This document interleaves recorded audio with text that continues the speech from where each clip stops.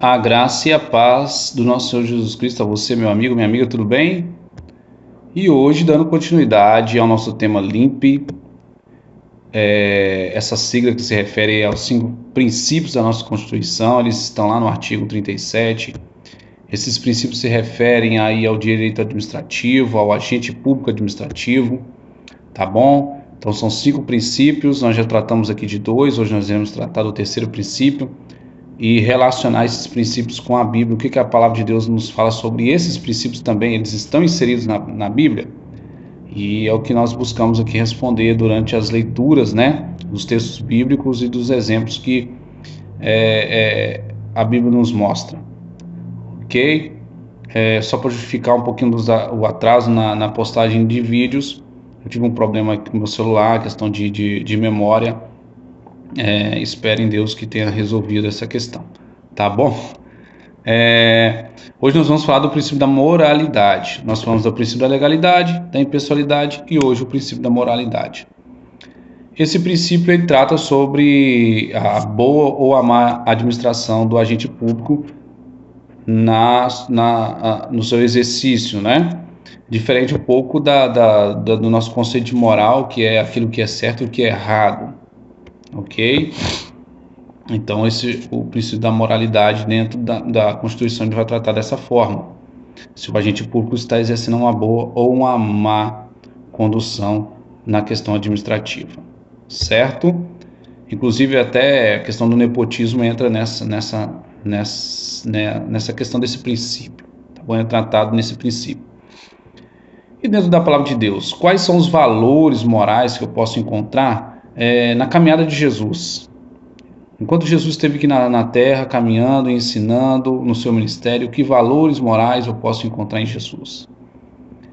E aí eu gostaria de tratar de 2 valores morais com vocês. O primeiro valor é o valor da justiça, e eu convido você, se puder pegar a sua Bíblia e fazer a leitura junto comigo. Nós iremos ler ali em João capítulo 8, do versículo 1 ao versículo 11, ali vai contar a história de uma mulher que foi pega em adultério, e ela é levada diante de Jesus Cristo, e questionado sobre a punição que ela haveria de sofrer pela sua falha, né, que segundo aqueles que apresentaram ela diante de Jesus, a lei mosaica, ela dizia que uma mulher pega em adultério, ela poderia ser apedrejada. Questionado, Jesus vai dar uma resposta que eu gostaria de ler com você, se encontrar no capítulo 7, e Jesus disse assim: como se insistisse na pergunta, Jesus se levantou e lhe disse: aquele que dentre vós estiver sem pecado, seja o primeiro que lhe atire a pedra. Então aqui eu vejo Jesus exercendo o seu valor de justiça. Tá bom? De que forma? Jesus ele não foi contra a lei, ele não questionou a lei. Na verdade ele falou assim: se está na lei, então execute. Só que antes de executar a lei, faça uma análise moral de você mesmo. Você que é o executor, se você está na condição de estar colocando essa punição. Então Jesus ele traz aquelas pessoas ao mesmo patamar que aquela mulher estava, na mesma condição de réu que aquela mulher se encontrava. Então a justiça de Deus, ou a justiça do Senhor, de Jesus Cristo, ela nos coloca no mesmo patamar daqueles que nós julgamos. Então ele nos convida a olhar para dentro de nós e observar as nossas atitudes, as nossas ações, se realmente nós estamos capazes de exercer um juízo sobre o outro.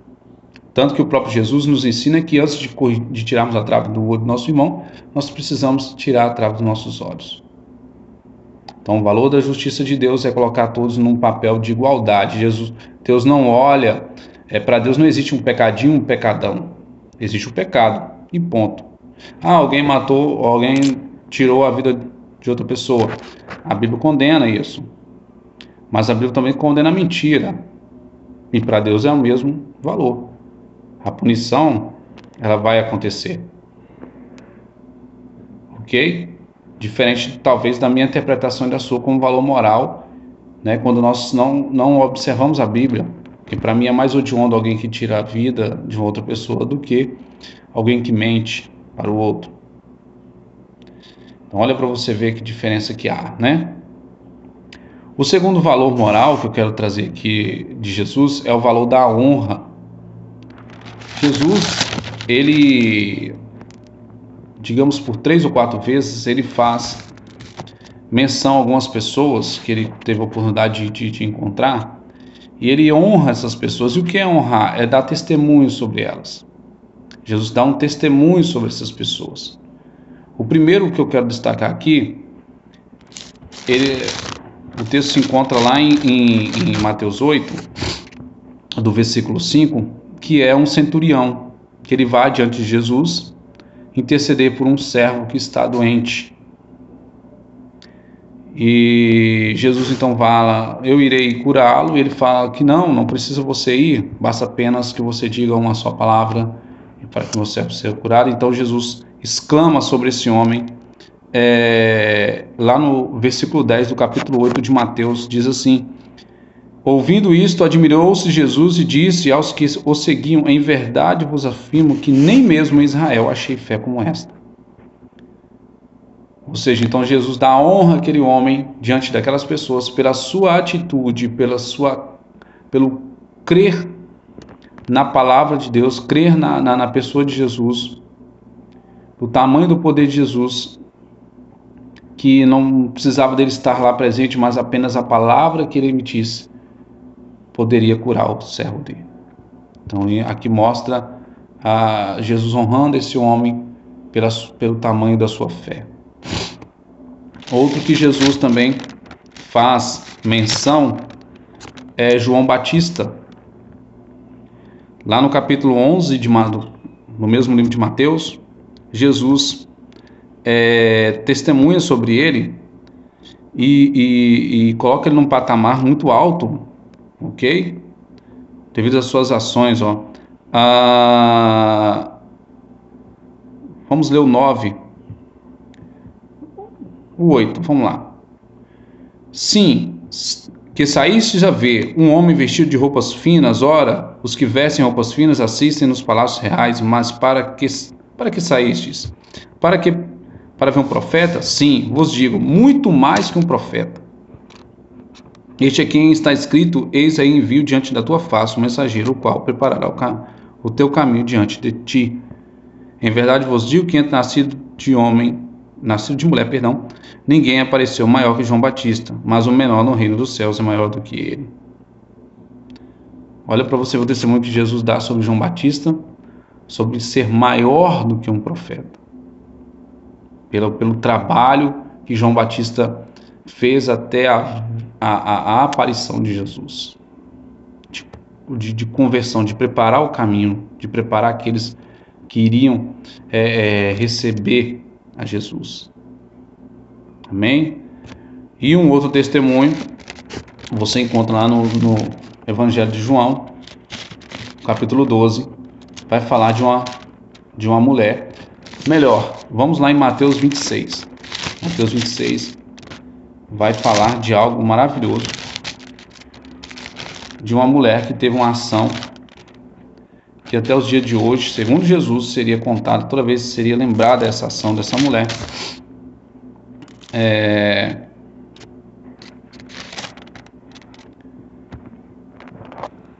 Mateus 26, versículo 6, conta de uma mulher. Essa mulher, ela é Maria, ela é irmã de Lázaro, Maria de Betânia. Em Betânia ela estava. E ali ela pega um vaso de nardo finíssimo e unge os pés de Jesus. E alguns discípulos ficam indignados, no caso aí Judas. E Jesus faz uma exclamação acerca dessa mulher, que eu gostaria muito de compartilhar com você, ok? No versículo 13 do capítulo 26 de Mateus, Jesus exclama sobre essa mulher da seguinte forma: em verdade vos digo, Onde for pregado em todo o mundo este evangelho, será também contado o que ela fez para a memória sua, ou seja, para a memória dela, para ela ser lembrada da ação que ela teve. Olha para você ver qual foi a ação dessa mulher, aproximando-se dele, lá no versículo 7, aproximando-se dele, uma mulher trazendo um vaso de alabastro cheio de precioso bálsamo que ele derramou sobre a cabeça. Eu falei sobre os pés, né? Mas corrigindo aqui, derramou sobre as cabeças, sobre a cabeça, estando ele à mesa. Então, se eu não me engano, essa mulher ela chora também, lava os pés de Jesus. Eu acho que ela enxuga a cabeça. Me desculpe aqui pela confusão da posição onde foi derramado o bálsamo, mas derramou sobre a cabeça de Jesus. Os discípulos ficaram indignados ali, ou um discípulo, na verdade, no caso Judas. Isso vai ser tratado lá no Evangelho de João. E falando que poderia ser vendido, dado aos pobres. E Jesus falou assim: os pobres sempre vocês vão ter convosco, eu nem sempre vocês não vão ter, tá? Então ali aquela mulher estava fazendo uma preparação, porque depois dali Jesus seria levado ao sinédrio, né? E seria preso e crucificado. Então já estava preparando, segundo as palavras dele. E você vai ver esse testemunho de Jesus aqui no versículo 13. Existe também a mulher cananeia, que ela vai até Jesus. Eu já falei de três, né? 3 testemunhos. A mulher cananeia que vai até Jesus Cristo e ela clama pela filha dela, ok? Ela se apresenta até Jesus e ela então clama pela vida da filha dela. E você vai encontrar isso lá no capítulo 15 de Mateus, lá no versículo 21, tá bom? Então e aí Jesus, lá no versículo 26, diz assim para ela: então respondendo disse, não é bom tomar o pão dos filhos e lançá-lo aos cachorrinhos. Ela contudo replicou: sim, Senhor, porém os cachorrinhos comem das migalhas que caem da mesa dos seus donos. Então Jesus disse: ó mulher, grande é a tua fé, faça-se contigo como queres. E desde aquele momento sua filha ficou sã. Então eu trouxe alguns exemplos aqui, na verdade 4 exemplos, em que Jesus ele dá testemunho dessas pessoas, que Jesus ele honra essas pessoas com as suas palavras, mostrando para os demais que eles estavam quão maravilhoso foi a ação daquelas pessoas. E aí eu penso da seguinte forma, e quero também externar isso até você. Imagine Jesus dando testemunho da gente, imagine Jesus dando testemunho das suas ações. E eu vejo aqui alguns pontos importantíssimos que eu preciso destacar para você. Como nós adquirimos essa honra de Jesus, como nós adquirimos esse testemunho de Jesus acerca de nós. Primeiro, essas pessoas não buscaram por elas buscaram por outras pessoas. Elas também reconheceram, o segundo ponto é que elas reconheceram quem era Jesus, que Jesus era Deus, ele tinha todo o poder de fazer toda e qualquer coisa. Não precisava Jesus estar presente no local, não, só a palavra dele poderia mudar todo o quadro. Reconhecendo a autoridade dele, entregando o melhor que eu tenho para ele, sendo humilde, me prostrando diante dele, mesmo que eu não me considerasse, eu não me considero como digno de tê-lo ali, mesmo que seja uma migalha, mas essa migalha é tão importante. Então, acho que um texto lindo que nós podemos destacar aqui é o texto que também se encontra lá em Mateus, no capítulo 10.